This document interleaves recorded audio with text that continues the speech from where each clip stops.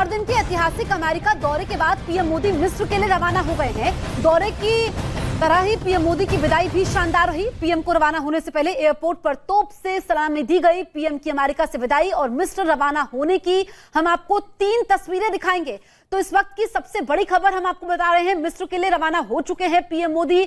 America से PM की विदाई हुई है और पीएम को यहां पर सलामी दी गई, तोप से सलामी दी गई। और तीसरी तस्वीर में आप देखिए कि मिस्र के लिए रवाना हो चुके हैं। भारतीय समय के हिसाब से शाम को 5:15 बजे मिस्र की राजधानी कायरो पहुंचेंगे, जहां पर वो भारतीय समुदाय को भी आज शाम को संबोधित करने वाले हैं। आज मिस्र में भी उनका काफी व्यस्त कार्यक्रम रहने वाला है। तो वॉशिंगटन से लेकर के मिस्र तक का सफर इन 3 तस्वीरों में।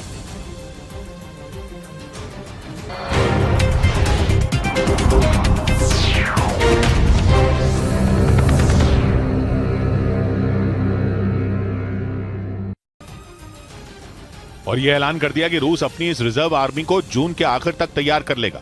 रूसी रक्षा मंत्री ने दावा किया कि उनकी इस रिजर्व आर्मी में 1 लाख से ज्यादा सैनिक होंगे, जिन्हें रूस की सेना कॉन्ट्रैक्ट पर लेगी। इसके अलावा पुतिन की इस सेना में करीब 50,000 सैनिक और होंगे। रूसी रक्षा मंत्री के मुताबिक इन सैनिकों के लिए 3,000 से ज्यादा बंदूकें जुटाई जा चुकी हैं। जिसके बाद ये आशंका जताई जाने लगी कि रूस जल्द ही यूक्रेन पर जबरदस्त वार करने की तैयारी में लगा हुआ है, जो इतना घातक होगा कि शायद जंग का अंत हो जाए। पश्चिमी मीडिया के मुताबिक रूस कई महीनों से सैनिकों की कमी से जूझ रहा था।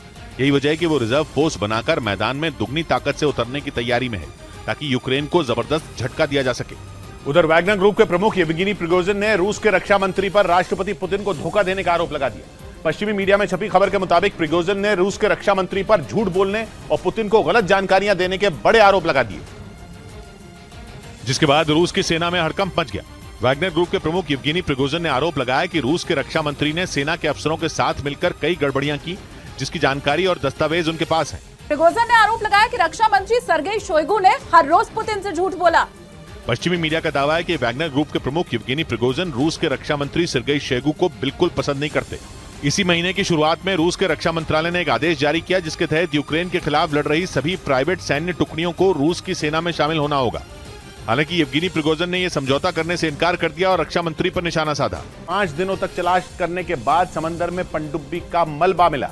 टाइटन पनडुब्बी के लापता होने के बाद से ही पूरी दुनिया में लोग उसमें सवार 5 लोगों की सलामती की दुआ कर रहे थे। पनडुब्बी 18 जून को टाइटैनिक जहाज का मलबा दिखाने के लिए कनाडा के न्यू फाउंडलैंड से रवाना हुई थी।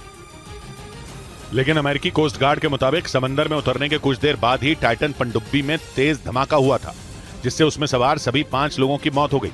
ये पनडुब्बी 18 जून को कनाडा के न्यू फाउंडलैंड से रवाना हुई थी, लेकिन समंदर में उतरने के 2 घंटे बाद ही उसका संपर्क अपने जहाज से टूट गया। जैसे ये खबर सामने आई, अमेरिका और कनाडा की रेस्क्यू टीमों ने अटलांटिक महासागर में सबसे बड़ा अभियान शुरू कर दिया। बाद में ब्रिटेन और फ्रांस की नौसेना भी इस अभियान से जुड़ गई, लेकिन 5 दिनों तक समंदर में चप्पे चप्पे की तलाशी के बाद उन्हें टाइटन पनडुब्बी का मलबा टाइटैनिक जहाज के मलबे के नजदीक मिला। टाइटैनिक जहाज का मलबा कनाडा के न्यू फाउंडलैंड से 644 किलोमीटर दक्षिण में है।